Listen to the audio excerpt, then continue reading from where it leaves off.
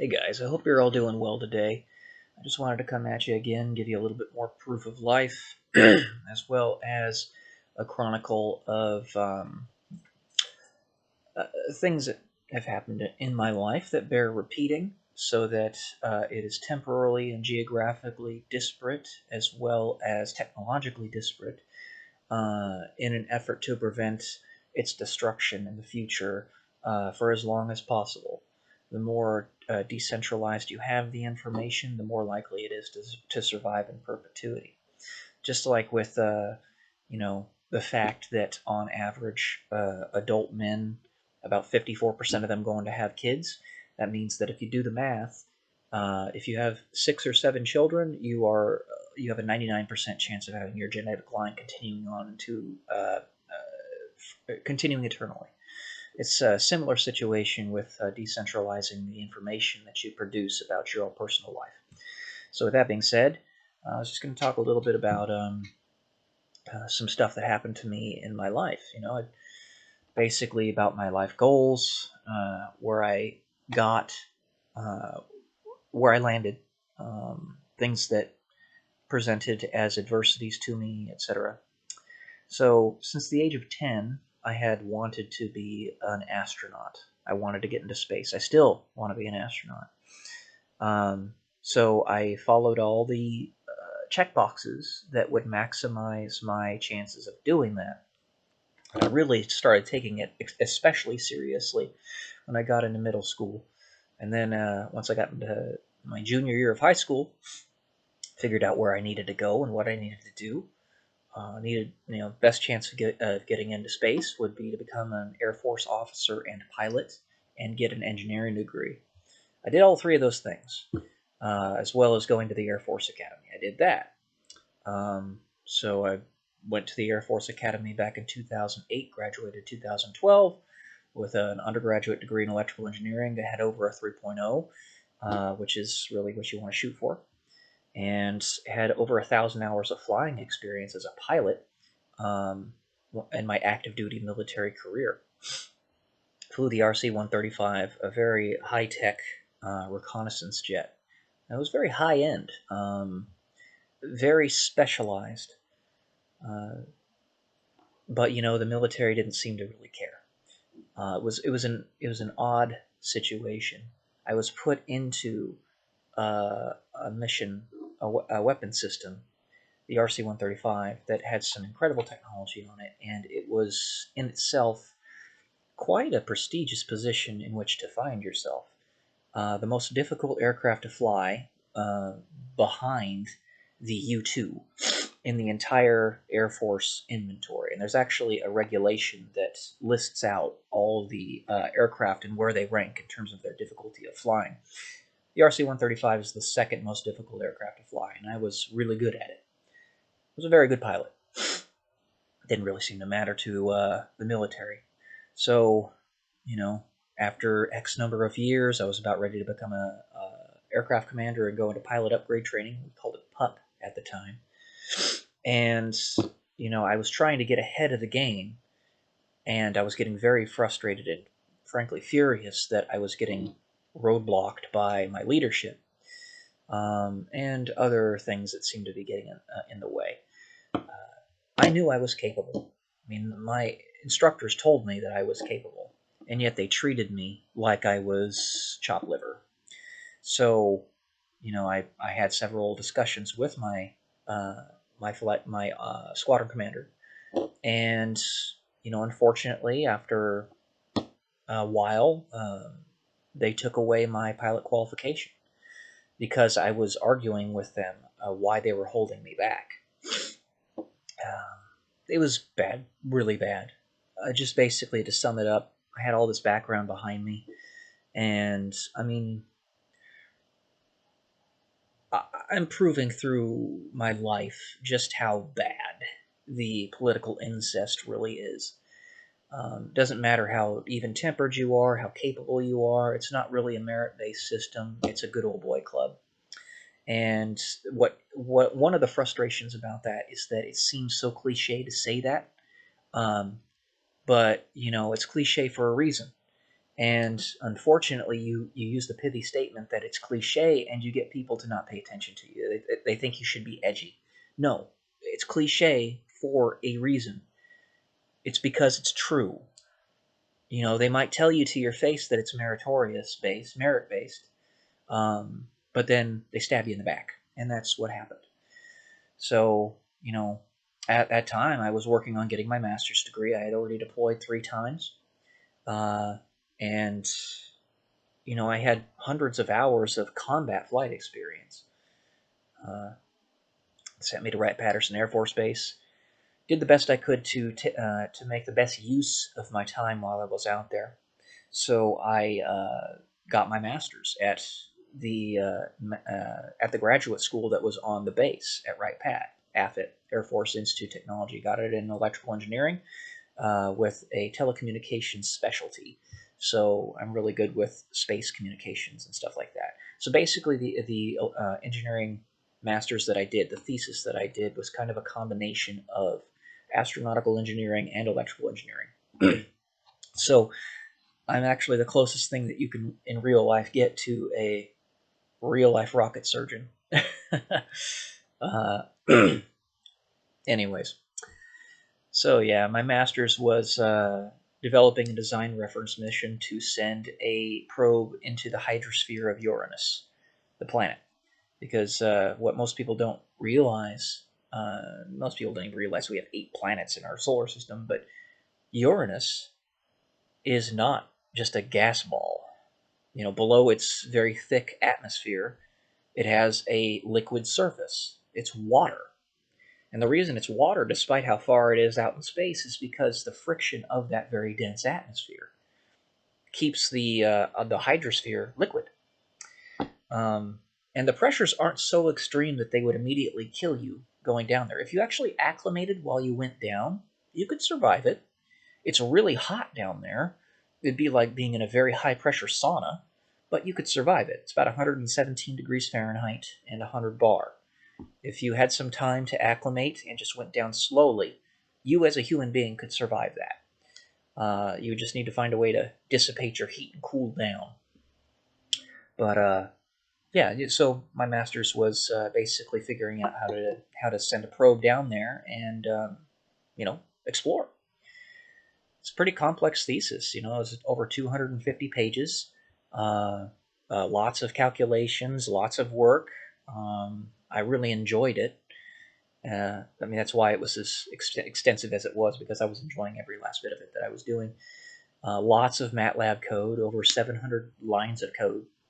And that was actually very, janky code, because I was just trying to get the calculations done.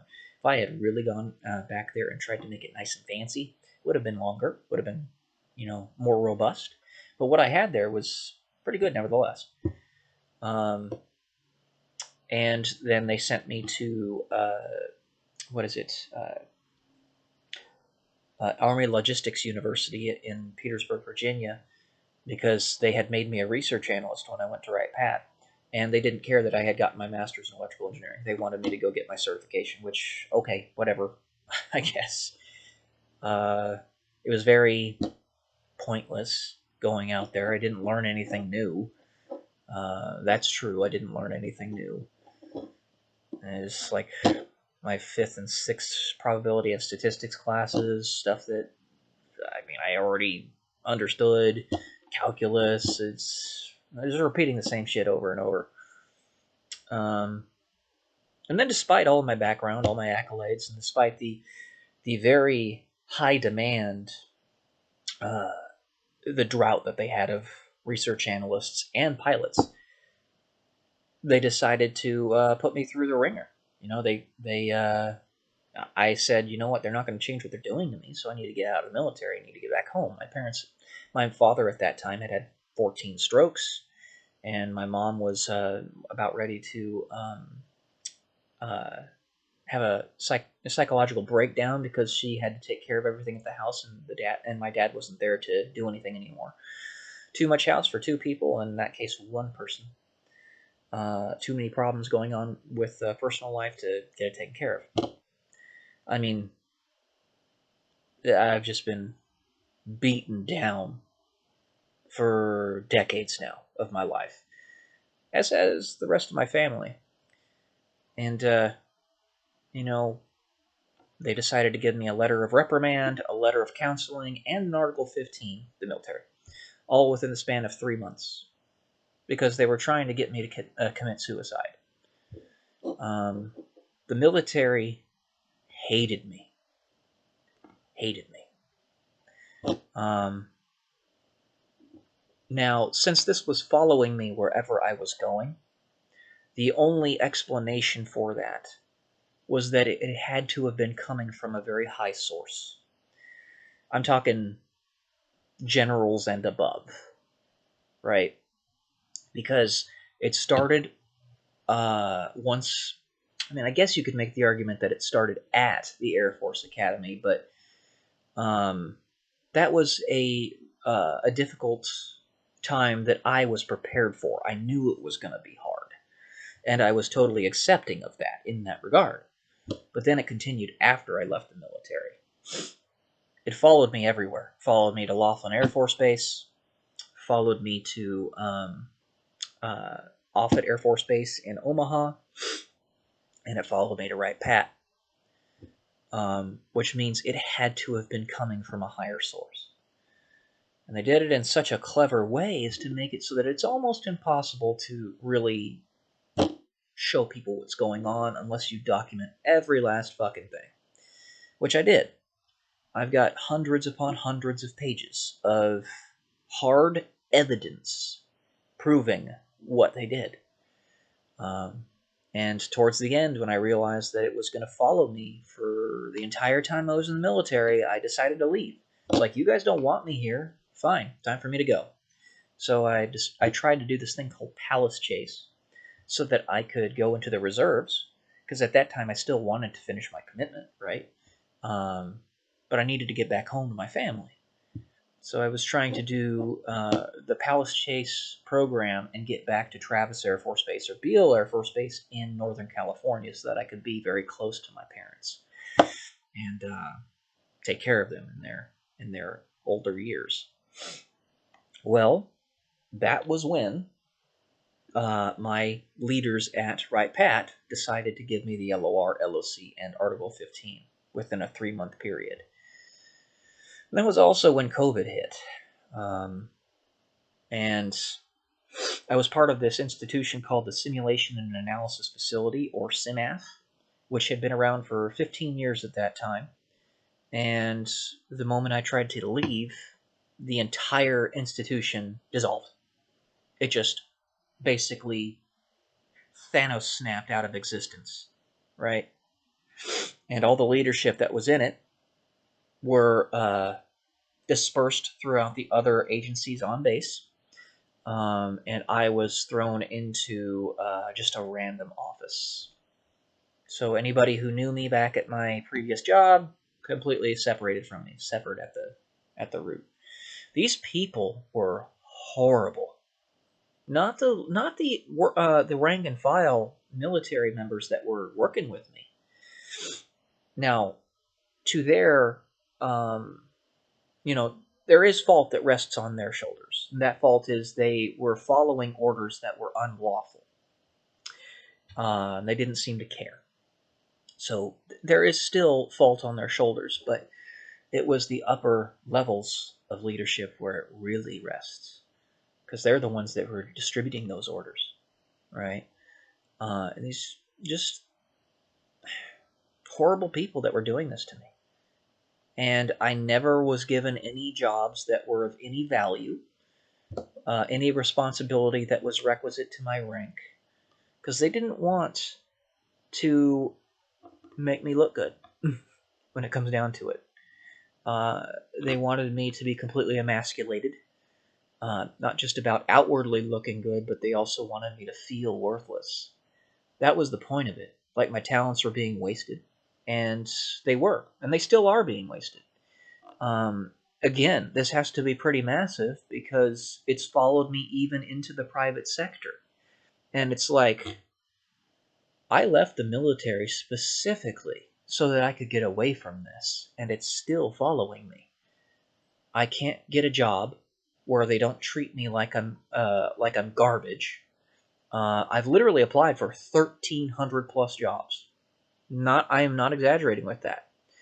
A variety of different types. I've applied for engineering positions, pilot positions, receptionist positions. Nobody will hire me. And those people who will hire me will only hire me if they have the ability to make me feel worthless. I mean, at Amazon, that's basically what happened. And I had gotten to the point where they have a lot of very hard numbers in the Amazon fulfillment centers, right? Because they're all about the numbers. And the hard numbers were showing that I was doing a pretty good job as a manager, even though it was a position that was well below my abilities. Um, and I had one of my managers that was above me basically take me into an office one night. And by the way, I was working the graveyard shift because it was the only one that they would give me, who basically, in no uncertain terms, was telling me that I was doing a horrible job. And this was about the time that literally half a dozen managers quit all at once within a 1 month period. And I was like, oh, that's what's going on here. That parasite followed me here, and you're going along with this. Whatever that parasite is, um, just it's evil. All right. So I said, "Fuck this! I'm getting out of here." And I told the guy, uh, forget what I said, but essentially it was like, "Yeah, no, I'm going. Bye bye." And I quit after that. So, yeah, I mean, the resistance comes where this world is trying to make me look and feel like I'm completely worthless, while at the same time giving me tremendous capacities. I'm a very smart guy and a very hardworking guy. Um, my body's falling apart on me. Now, you cannot chalk this up to anything other than some type of demonic oppression that's following me around. And this world is run by Satan. Now, why the demon has taken such a dislike to me in particular, I don't know. But one way or another, it's following me wherever I go. So, to that parasite, I say fuck you, and your days are numbered. Everybody can see you. No matter how hard you try to hide yourself, everything is obvious, no matter how much you try to get people to ignore it, because you have their balls in a vice. Your days are numbered. Um, and when that day comes where you are made to pay for everything that you've done, it's not going to be worth it. I'm telling you, it will not have been worth it to you, because you're going to be Thanos snapped out of existence. Perhaps not by me, because I'm nothing special, but definitely by God. So you won't be remembered by me when I leave this world, when I go to the other side, right? Um, I won't want to remember any of this, and I don't think anybody who's partaken in it out of coercion will want to either. So you're destroying yourself. Leave me alone. Leave me alone. Anyways, for everybody else, love y'all. Peace.